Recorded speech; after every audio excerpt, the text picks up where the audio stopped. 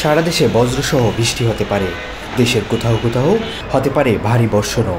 এছাড়া ৮ জেলার উপর দিয়ে সর্বোচ্চ ৬০ কিলোমিটার বেগে ঝড় হতে পারে বলে আশঙ্কা করছেন আবহাওয়াবিদরা।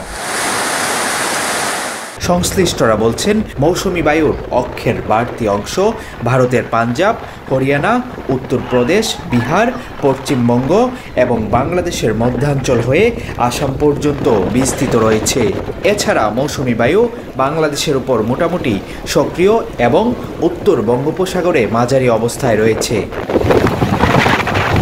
এ কারণে যশোর, খুলনা, বরিশাল, পটুয়াখালী, নোয়াখালী, কুমিল্লা, চট্টগ্রাম এবং সিলেট জেলার উপর দিয়ে দক্ষিণ অথবা দক্ষিণ পূর্ব দিক থেকে ঘন্টায় ৪৫ থেকে ৬০ কিলোমিটার বেগে অস্থায়ীভাবে দমকা থেকে ঝোড়ো হাওয়া বয়ে যেতে পারে। তাই এসব এলাকার নদীবন্দরগুলোকে ১ নম্বর সতর্ক সংকেত দেখাতে বলা হয়েছে। এছাড়া শুক্রবার সারা দেশে তাপমাত্রা আরও বাড়তে পারে। তাপমাত্রা বৃদ্ধির প্রবণতা শনিবার সন্ধ্যা পর্যন্ত অব্যাহত থাকতে পারে। এরপর রোববার সন্ধ্যা পর্যন্ত তাপমাত্রা প্রায় অপরিবর্তিত থাকতে পারে। বৃহস্পতিবার চুয়াডাঙ্গায় দেশের সর্বোচ্চ ৩৬.৫ ডিগ্রি সেলসিয়াস তাপমাত্রা রেকর্ড করা হয়েছে।